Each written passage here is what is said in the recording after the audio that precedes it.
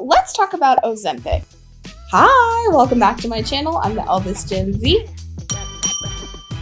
While each of us cannot judge why a random stranger on the internet is taking a medication, their reasons are their reasons. Some people, yes, are taking these medications for health reasons, to stave off other health complications related to weight. What does Ozempic do inside the body? Helps lower blood sugar and also lead to weight loss. That is one group of people, and then there's also a growing population of people who have been voluntarily taking the medications in order to maintain their body weight. Let's talk about where you can get Ozempic. And by Ozempic, I mean semaglutide. If you're new to semaglutide or tirzepatide, this is for you. 3 things I wish I knew before I started a semaglutide. And to be clear, as someone who exists in what society perceives as a bigger body, as someone who has struggled with body dysmorphia at various life stages, I, like many of us, understand through observations of media and societal expectations, sales of certain products, and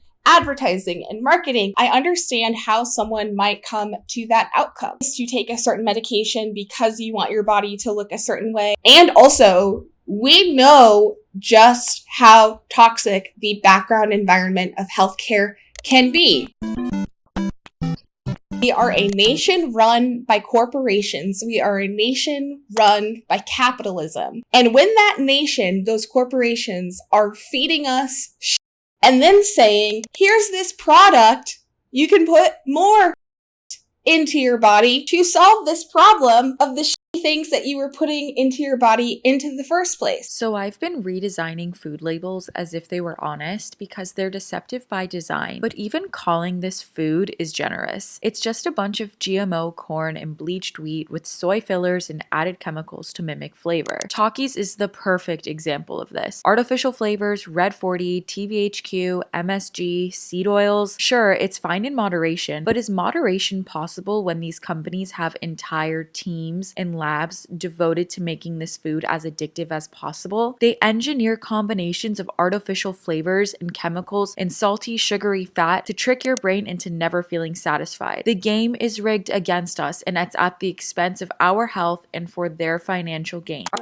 Red dye 3 is just one of the ingredients banned in Europe but still allowed in the U.S. Others include titanium dioxide, also a coloring agent, which can accumulate in the body and potentially damage DNA. Potassium bromate, another suspected carcinogen used to improve the texture in breads and other baked goods. Propylparaben, a preservative shown to potentially disrupt fertility and endocrine function. And BVO, used in citrus drinks, just banned in the U.S. this summer after nearly 20 years of being banned in Europe. Hey, how about we actually evaluate, make the structure a little bit more healthy, reduce the reliance on processed foods? Instead of giving you better options, we're actually just gonna pawn off something on you for you to purchase. If you haven't checked out my last video about oligarchy, I'll put a link in the box down below. When we are existing in a society where you have corporations fueled by capitalism saying, hey, we want to reduce costs by any means necessary. If that means lessening the quality, lowering the portion sizes, lowering wages, or keeping wages stagnant, whatever we can do to reduce costs and increase profits,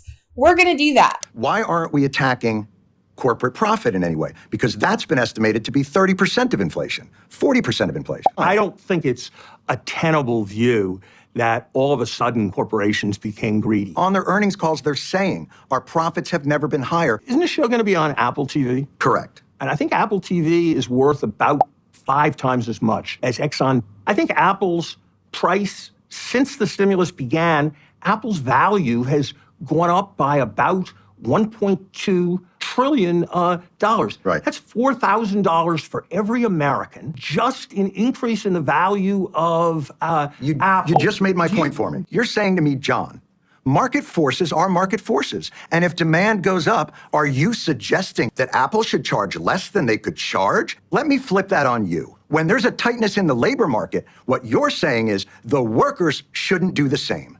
That the workers, just following the same capitalistic principles that allow Apple to charge more for their phones, shouldn't charge more because wage inflation is driving inflation.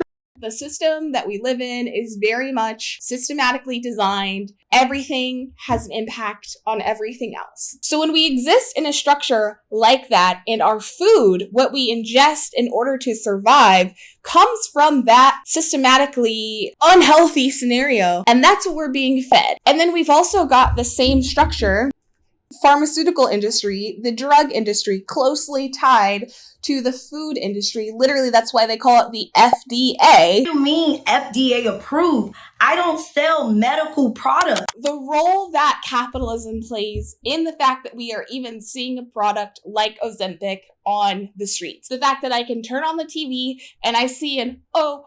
The fact that they had the marketing power to and the buying power to get access to a relatively well-known song in order to use it in a medication ad. I have feelings about that. I do. Like, for me personally, there's just like a big moral, ethical, like, dilemma, I feel, and I know it's just like a corporation that's putting it out, but like the corporation is made up of people. Like, there were people on that marketing team who evidently are very good at their job because maybe it's working, and also like, you know what I mean?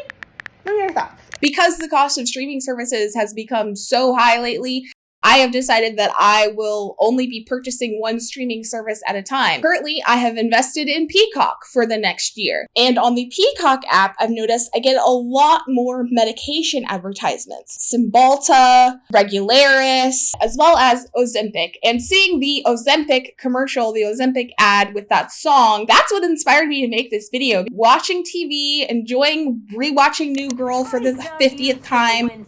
Of the roll of eggs. And then I'm hit with this ad. Hey, we've got this solution. Hey, you want to get those last few pounds off of you? The true purpose behind why that medication was developed in the first place was to literally help people with a specific diagnosis of diabetes. But now it's being advertised, marketed to everyone.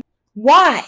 The capitalistic ability to even market medications was a relatively recent change in the last 50 years. The Prescription Drug Marketing Act of 1987, signed into law in 1988, allowed companies to market to the public. Then in the 90s, those restrictions were even more relaxed. And then it says in 1999, the FDA's marketing rules for advertising were finalized and are still in place today. Who was the president in 1987? Reagan! Everything comes back to Reagan. It never doesn't come back to Reagan. In Reaganomics, aka supply side economics, trickle-down economics. He said he was going to cut the growth of government spending. It actually tripled under his administration, especially in the military. Cut income tax and capital gains tax. Cut regulations on business to make it a fair economy. Top 1% of America has more than doubled the amount of money they have since then. And the bottom 50% of America has halved the money they have since then. When rich people have more money, it does not go back into the economy the same way that it does for poor people who have to buy more things. They invest it overseas. They buy more mega yachts. This does not help Americans. In the 21st century, most of us have access to Google. We don't really need an Ozempic on our TV. I get us knowing our options. Let me know if you disagree. Maybe you saw a commercial for a certain medication and you were able to take that information to your doctor and it changed your life. If that was you, please let me know.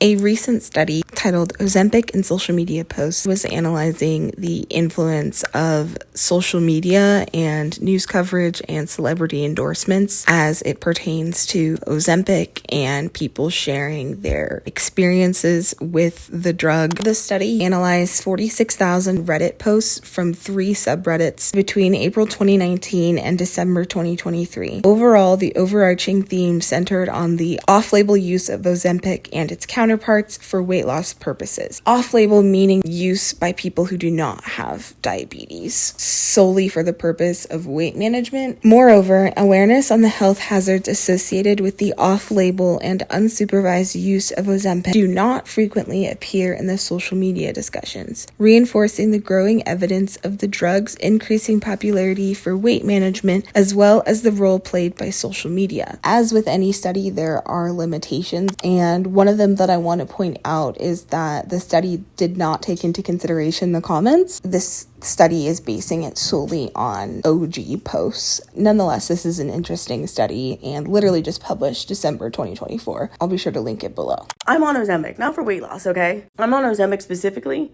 because it controls my blood sugar. I'm diabetic, and I am so I'm sick and tired of the way you all talk about Ozempic, because the part that a lot of you really should be talking about is the fact that those GLP-1 medications that you all are talking about endlessly, these are diabetes medications. They are medications for diabetics, such as myself. And because everybody's popularized them for weight loss, there are a lot of diabetics that cannot get their medication, and not just focus on the weight loss part of it. Some of us are chronically ill and need that medication. 170.6. There are plenty of testimonials touting the new class of weight loss medications. What is less common, the stories of people who can't get it. Are there people out there who desperately need this medication and don't have access to it? Absolutely. Beam's Medicare coverage will not cover the new class of drugs that the FDA has approved for weight loss. Oklahoma has the third highest obesity rate in the country. But according to healthcare analytics company Purple Lab, the state ranks 27th in rate of prescriptions written for Ozempic and Wegovy. And the price of those drugs is high, roughly $1,000 a month. Many health plans don't cover the cost. Moreover, even though prescription drug companies do testing on these products, many times in the past that they don't know about certain side effects for specific scenarios until it is available to a wider swath of people. However, Ozempic update. I'm getting off of it. Today I went in for my shot and I told them that my side effects have not improved and they've actually gotten really, really bad. Like, I'll drink water and just like immediately have to throw it up. Side effects were way too crazy. I know some people don't even get side effects. Like, my friend got it and she didn't experience anything. That's just how my body handled it, and they said that if I continued to do it, that I could land myself in the hospital. Over 1,000 people are suing the makers of drugs like Ozempic and Wegovy, saying the medications gave them debilitating side effects, including diarrhea, bleeding, and vomiting. We take in these things and into our bodies because we're told that they are going to help us and that they are going to do these things for us. And also, you might not know the outcomes to your body specifically until many, many years later. And for me, as someone who is a cancer survivor and who has had some of the most toxic chemotherapies injected into her body at a young age, there are severe outcomes of that to my body to this day, more than a decade later. And there will be outcomes for the rest of my life. So I will admit my perspective on the drug industry and on prescription medications is very much tied to my experience in the healthcare industry as a patient. Even at 13, I was like, I'm already having all these toxins pumped into my body. If there's an ability for me to say no to something else being injected into my body, I'm going to go ahead and say no to that. In recent years, even before the Mangione situation, the public consciousness has been coming into awareness about prescription companies, specifically their ingrainment, their intertwinedness with insurance. And so we've been coming into this awareness. And if we want to be advocates going forward for anti-capitalism and for more socialized concepts, if part of the voluntary consumerism also involves medication, I think those two things should be considered in conjunction with one another. And also, I think it is beautifully healing when a person is able to have kind of a self-reckoning and be able to find beauty and self-acceptance in terms of their body, regardless of what stage of life they're in, regardless of what their body looks like, because our bodies will change throughout our entire lives. And again, we all have our reasons for why we do things and for the choices that we make. Everyone's journey is their own. So as we're coming into the new year and we're making resolutions and setting goals, let's be gentle with ourselves and set mindful goals, whatever that means for you. One goal for myself in this next year is to do a daily gratitude journal. And it just involves literally just in my notes app, documenting every day something that brought me joy that day, something that made me laugh, something that made me smile, something that I'm grateful for. I just feel like a small action like that is going to be really important for me coming into this next season of